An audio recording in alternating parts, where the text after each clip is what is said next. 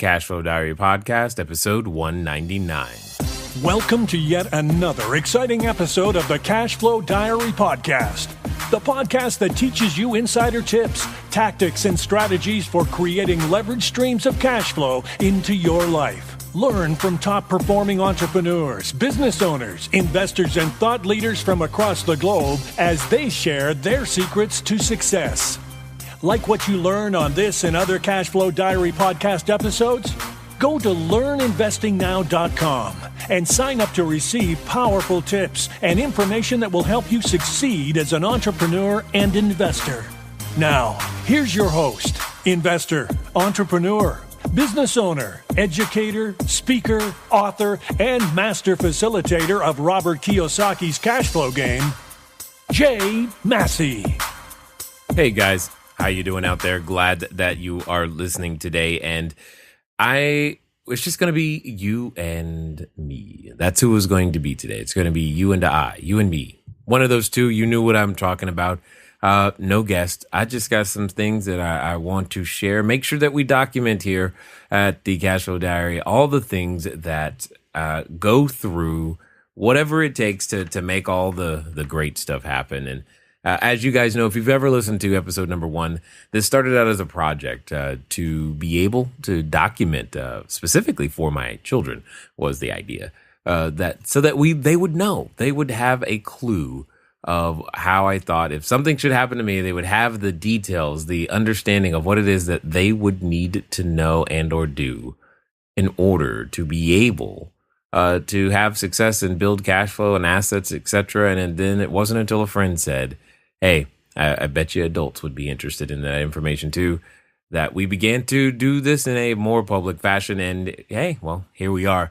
We're actually approaching 200 episodes. Who knew? Who had any clue? I know I did not.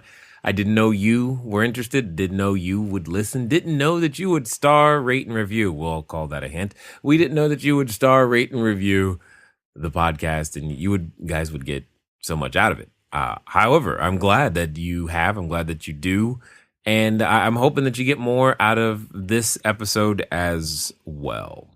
Many of you know, from time to time, I've been known to hang out with individuals like Simon Black, and I just returned, well, I say just, but it's recently returned from Lithuania at his Blacksmith Liberty and Entrepreneurship Camp. It was awesome to be there again. It was awesome to hang out with, Cliff, me, and Craig Ballantyne, and all kinds of interesting entrepreneurs from all across the globe, and be able to share with them the things that I've learned and learn from them the things that they know from their respective countries. If you've never had an opportunity to hang out with entrepreneurs from another country, if that opportunity ever comes across your table, well, I'm just going to tell you, take it. Take it as fast as you possibly can, and you will be the better for it. I mean, your product will be better. You'll be better. Everyone around you will be grateful, and it'll only make sense after the fact. So the question is, what are we going to talk about today? And this kind of comes from some of the things that we were talking about at the entrepreneurship camp, because the host, Simon, was very animated about a number of different subjects. But one of the things that was interesting was in today's, 160 character world, we might be deceived. You might be deceived. We can all get deceived in what it might take in order to actually achieve a result, or what it might be, how long it might be before we actually hit our stride or make that mark or do any of those big, amazing things that we've seen and heard that happen to people, and indeed us, when we go out there and make these things happen. So the first two sections. So here's what I'm going to do, and I'm going to ask you to stick with me. All right, I want you to stick with me. I promise you, there's a point to this little section that I'm about to do for you, and the next one, and you'll have to stick around for the third one in order for it all to make sense. Because the third part that I'll be going into, it has a lot to do with what I was sharing with the entrepreneurs that were at the Liberty and Entrepreneurship Camp. And most importantly, it holds the key to you understanding why you may not have made it yet, More importantly, what the steps are that you're going to need to go through in order to get there. And most importantly, gives you some context for the path that I believe all of us are on in some way, shape, or form. So hopefully you're ready. You might want to take some notes out because I'm going to be reading a little bit, but I think some of this information will be extremely, extremely helpful for you. Now, if you're wondering the source, most of what I'm about to read to you and give you here is coming from or was inspired by an article from the Business Insider, businessinsider.com. businessinsider.com. You'll be able to look up, if you really want to, look up the full versions of everything that I'm going to be talking about here in the next little bit. But I think it's going to help you understand a number of different things. All right. So, you ready? Here we go. Walt Disney was fired from the Kansas City Star because his editor felt he lacked imagination and had no good ideas. Oprah Winfrey was publicly fired from her first television job as an anchor in Baltimore for getting too emotionally invested in her stories. Steven Spielberg was rejected by the University of Southern California School of Cinematic Arts multiple times. He went on to create the first summer blockbuster with Jaws in 1975, has won 3 Academy Awards, 4 Emmys, 7 Daytime Emmys, and his 27 movies have grossed more than $9 billion. R.H. Macy had a series of failed retail ventures throughout his early career. But at the age of 36, Macy launched R.H. Macy and Company, which grew to become Macy's, one of the largest department store chains in the world. Soichiro Honda. Unique vision got him ostracized by the Japanese business community. Honda was a mechanical genius who idolized Edison and rebelled against the norm. His passion was for aggressive individualism, was more fit for the U.S., and he found himself alienated from his Japanese business friend who valued teamwork above all else. Honda then boldly challenged the American automotive industry in the 1970s and led a Japanese automotive revolution. Colonel Harlan Sanders was fired from dozens of jobs before founding a fried chicken empire. Now, many of us know that place as Kentucky Fried Chicken. After having trouble adjusting to the culture and his classes, Dick Cheney dropped out of Yale and then returned only to drop out for good. Sir Isaac Newton, his mother, pulled him out of school as a boy so that he could run the family farm, and he failed miserably. Realizing her son was not meant to till the land, she let Newton finish his basic education and was eventually persuaded to allow him to enroll in Cambridge University. Newton went on to become one of the greatest scientists of all time, revolutionizing physics and mathematics. Vera Wang failed to make the 1968 U.S. Olympic figure skating team. Then she became an editor at Vogue, but was passed over for the editor-in-chief position. So she began designing wedding gowns at age 40, and today is one of the premier designers in the fashion industry with a business worth over $1 billion. As a side note, she found another way back into skating, designing costumes for skating champion Nancy Kerrigan. Thomas Edison's teacher told him he was too stupid to learn anything. After that, things stayed bleak for a while as Edison went on to be fired from his first 2 jobs for not being suitably productive. Edison went on to hold more than 1,000 patents and invented some world-changing devices like the phonograph, practical electric lamp, and movie camera. You might even say, if not for him, you wouldn't be listening to me right now. As a child, Albert Einstein had some difficulty communicating and learning in a traditional manner. Of course, Einstein's communication and behavioral problems were not indicative of a lack of intelligence. He went on to win the Nobel Prize in Physics for the discovery of the photoelectric effect, and his special theory of relativity corrected the deficiencies in Newtonian physics. J.K. Rowling was a single mom living off welfare when she began writing her first Harry Potter novel. Rowling is now internationally renowned for her 7-book Harry Potter series, and U.S. currency became the first billionaire author in 2004. Let us continue. You're probably wondering, where is Jay going with all this? Do you know how many more people are on this list? Here's another one. A young Henry Ford ruined his reputation with a couple of failed automotive businesses. However, after conducting a search, he was finally able to find a partner who had faith in him. Ford proved he had learned from his mistakes when Ford Motor Company forever changed the automotive industry and culture with its assembly line mode of production. Now you're going to really like this one. While developing his vacuum, Sir James Dyson went through 5,126 failed prototypes and his savings over a 15-year period.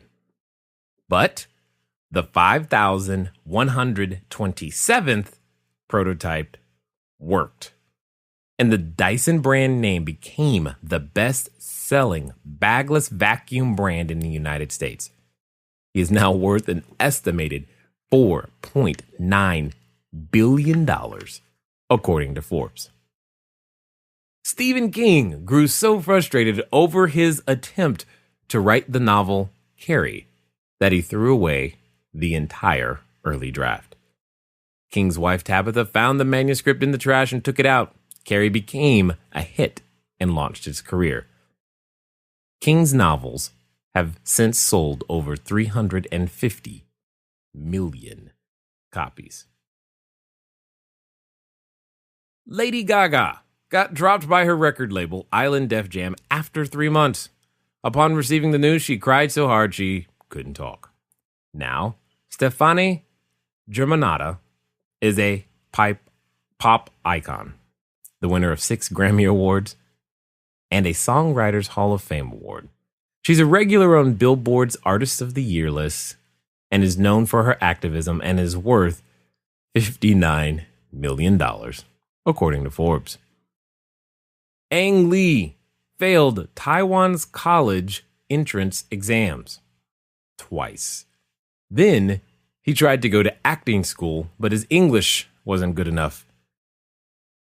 Now, you may not recognize that name, but he is a 3-time Academy Award-winning director and the man behind mega hits like Crouching Tiger, Hidden Dragon, Life of Pi, and Brokeback Mountain.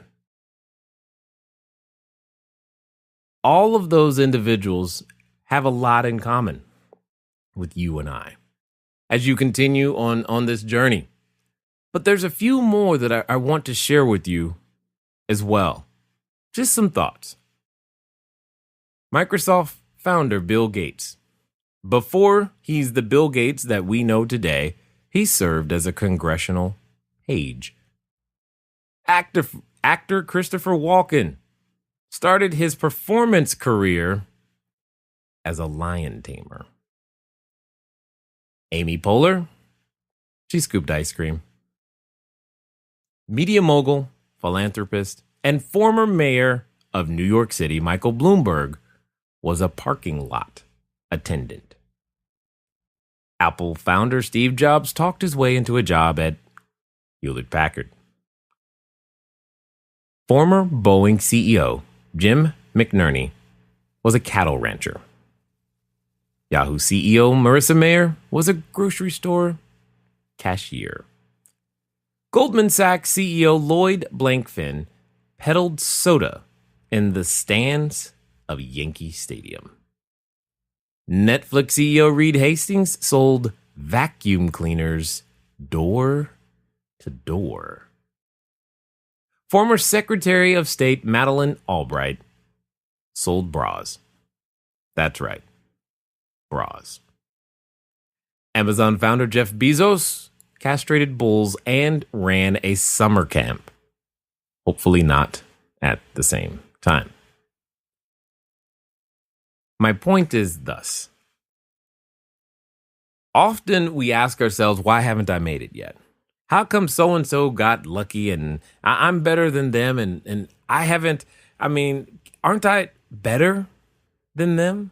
I know how to do X, Y, and Z better. I've been doing this for 5 years, 6 years. I've been trying this for 3 whole months. All of these things, they're true. You have been. And you do have the ability to be better. But here's the thing. There's a process to the path to becoming successful. Now, many of those names you probably have heard. Many of those names you may have expected. Many of those names you heard, but you probably didn't know that they did that first. I think some of the impressive ones that stand out are the idea of Mr. Dyson there.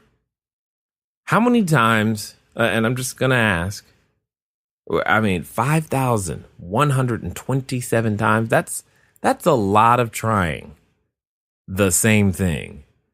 Trying to get it right and believing that it was right for 15 years. Here's kind of the point, and here's where I'm coming from. What it is that we are trying to do when we're building an asset, when we're making a company or going out there to build our cash flow, there's a process to it. And I believe it's an 8-step process. We've gone over it before in our YouTube videos. We've gone over it before inside our membership. I just don't remember if I've ever told you guys. So I figured I'd put it here. But before I do, let me give you one more. Ludwig von Beethoven, at the age of 26, goes deaf. Now, at that time, he was a concert pianist. Well, clearly, that career was over. But you probably know him more for being a composer, which he took up after that occurred. See, there's a pattern to this. There is commonality amongst all of the names that you've heard. And should you choose to not only go through this 8-step process, but also overcome the 5 ways, 5 items, 5 deadly deterrents, we'll call them, that take most people out, you too could be on a list like this. First, let's talk about what those 8 steps are. Those 8 steps are as follows. I'll give you step number 1. And this one's important. This is by far the most important one because without it, the rest of them don't matter. Every other step is built upon this one, and it's the only one that you cannot buy or purchase. You must come to the table with, period. And that first step is desire. You've heard it called, you got to have that want to. It can't just be a need. It has to be a want. A want is a more powerful emotion than a need. Many of us, maybe even some of you listening, know you need to eat better. You know you need to get more sleep. You know you need to exercise more. You've heard things, an apple a day keeps the doctor away. But how many of us can say that we actually eat that apple a day? Indeed, we don't until we actually want to, or usually what can happen is something happens that causes us to suddenly feel the need to eat that apple a day. Totally understood, completely get it. But we must bring the desire to the table. We must elevate the things that we think are need, or the things that we say that would be nice to, it would be nice one day, Jay, to have 200 units, one single family house, one more commercial building, something. It would be nice to finally do real estate. Okay, it must become a want to. Now, most of you listening, your business, your real estate desires, your investment portfolio, etc., it probably is a want to, especially if you've listened this far. But then you've got to understand the second step, and that second step is time. It's our most valuable asset. You can't get any of it back, which is why we've got to be conscious about where we invest every moment, every second. But we also must learn how to repackage our time in a completely different fashion than what we've been used to. Most of us are used to trading that time for a direct compensation, and no longer should this be for you. You should trade your time in exchange for building an asset. What does that mean? That means you will likely have to get over to step number 3, which is where you now must gain, pursue, add to your bag of tricks, new talents and skills. I don't know what those talents and skills are that you are missing, but I know that some of the popular ones, some of the most important ones, some of the ones that are absolutely critical to your business and enterprise, even if it's a nonprofit success, are things like sales, marketing, leadership, and communication. With those talents and skills that you develop, while you're in the process of gaining them, what typically happens is that when you're seeking out knowledge, you run into other people who are also seeking out knowledge. And because you're all seeking out knowledge together, what tends to happen is that you form these relationships. And those relationships become part of step number 4. Because through those relationships, what happens is you just end up naturally getting to number 5, which is proving how credible you are. Because you gain credit with the individuals every time you show up, every time you do the homework assignments, every time you continue to listen to the next podcast episode, every time you actually follow through on the homework that the instructor or mentor or whatever you guys are submitting yourselves to says. When you read a book and you all do what it says together, you gain credit and credibility with them, which is a necessary step to get you to number 6. This is where most people want to start. This is the challenge. Most people want to skip steps 1, 2, 3, 4, and 5 and get straight to number 6 because they have an immediate need for cash. Well, I get that. I get having an immediate need. You know what? Someone falling out of the sky has an immediate need for a parachute. But just because they did not bring one does not suddenly create an urgent request or desire or response from anyone when they had the ability to be properly prepared and did not. You can't skip these steps. You can't jump straight to the cash.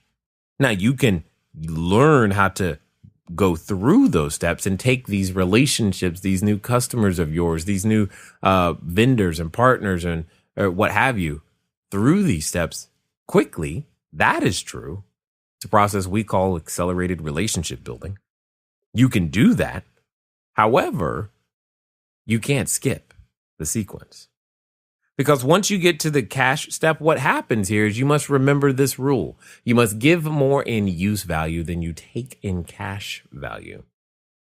Because no one, and I mean no one, gives up anything they consider of value, especially currency, whatever the denomination, until they receive something that they believe will be worth greater value than the cash that they're relinquishing. You could take something as simple as a bottle of water. You don't pay for it until you need it and believe that paying for it is going to solve the problem better than you holding on to that dollar. If you have an alternative choice that's free, oftentimes you'll take it simply because you choose not to let go of the dollar. Doing nothing is a valid choice. And if you skip these steps, many of your would-be and potential customers will do absolutely nothing. You must give more in use value than you take in cash value. Then eventually you get to step number 7, which is kind of fun and sexy to talk about, is, I raised capital. And you get to pour gasoline on the fire, and you build bigger streams of cash flow. That's step number 7. What's really cool with step number 7 is that you begin to control something that currently might feel a little bit out of control. Your time.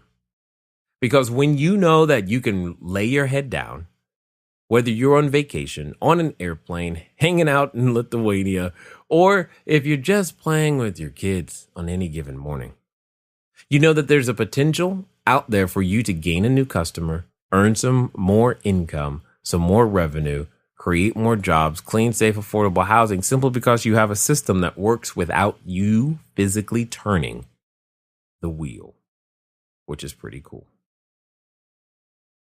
But that cash flow usually comes, again, from business expansion, learning to raise capital, and putting those things in place.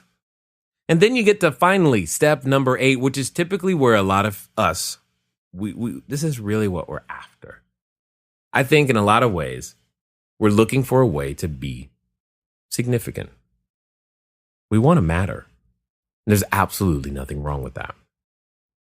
We just are born into this world with very little that the marketplace would consider valuable. And we have to learn to develop ourselves into someone who can create something of value that can help other people, so that then and only then, through that level of contribution, do we have a shot at being significant. Again, we can't start there, even though we wish we could at times. We have to go through all of the steps. Now, I told you there were 8 steps, and we've just gone through them. I've just laid them out there for you, but let me tell you about the 5 things that await you after you're done listening today. These 5 things await you. In fact, many of you have already encountered them in some way, shape, or form, because they're going to sound so friendly and familiar to you. You've run up against them every time you've decided that you were going to move up or move away from something that was holding you back, or go that extra mile in a completely different way than you had previously thought before. They're overly familiar to you. They're friends. They kind of hang out together, and they can occasionally come in waves. Here's those 5 things. And they're obviously listed in no particular order. But these 5 things that tend to take most people out are delay, denial, a dead end, discouragement, and disappointment. See, one of the reasons I listed all of those individuals at the beginning of this episode for you was because many of them experienced a delay. Many of them experienced a denial. I mean, you want what, it's not like you, you want to get in. You want your result the first time you try, right? That's what you're typically after. No one wants to be, if I promise you, Ang Lee would not have written his story the way it happened. Remember, he failed Taiwan's college entrance exams twice. Then he tried to go to acting school, and that didn't work because his English wasn't good enough. Now, what's really interesting is that his father was a high school principal. All of that's going on, and where he belonged was clearly directing movies. See, those delays, those denials, actually, when taken the best way, can lead you to what it is that you're actually supposed to do. Now, a dead end can also be deadly for your dreams. Pretty much Stephen King experienced this, right? Because he grew so frustrated about Carrie that he threw it away, completely gone. Now, I've read some of his books. I've since stopped reading them because they scare me. Good job. 350 million copies. It's a lot of books. It's a lot of books. But that dead end doesn't mean it's the end of the story. He had to give it one more shot. Yes, Tabitha took it out of the trash, but he still had to decide to engage again. Discouragement, disappointment, and I think the poster child of all of those clearly is either Thomas Edison or Sir James Dyson. I mean, he's developing a vacuum. And it's not like vacuums didn't exist. He was just trying to make a better one. 5,126 failed prototypes. Now, I just want to ask you this very direct and clear question. How many offers have you written? How many sellers have told you no? How many investors have you talked to really?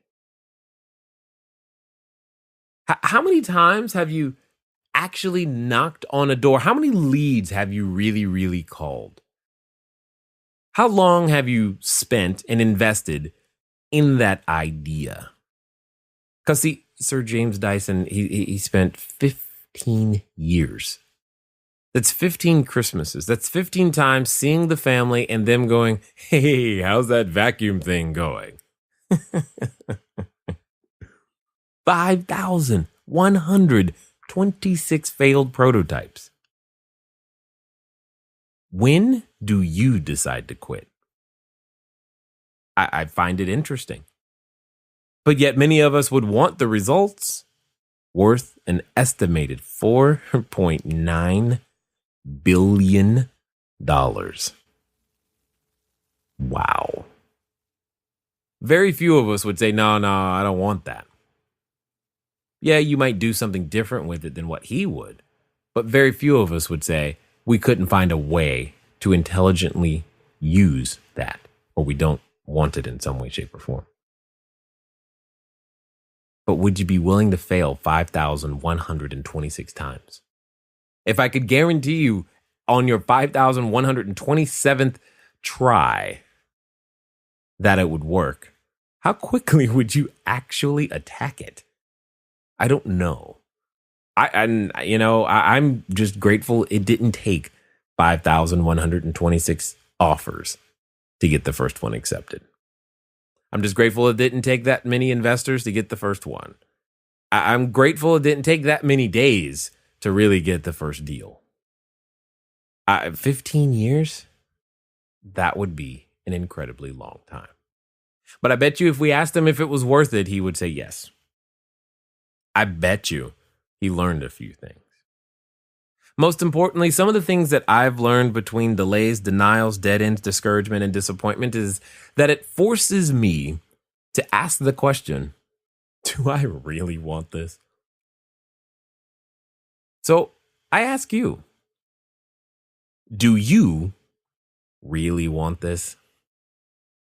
If so, I think you know the prescription. I think you know exactly what you need to do. It's time to move at the speed of instruction. It's time to write the offer. It's time to pick up that pen one more time and try. Today. Right now. Right now. You don't need to know more. You just need to write an offer. Gain some experience today by writing that offer, making that pitch, calling that investor, picking up the phone. Make it happen? Hey, the worst that could happen to you is you experience a failure event. You get to experience something that you didn't intend on at the beginning happening. Well, as we've already discussed, to me, it sounds like you'd be in pretty good company. Will you join us?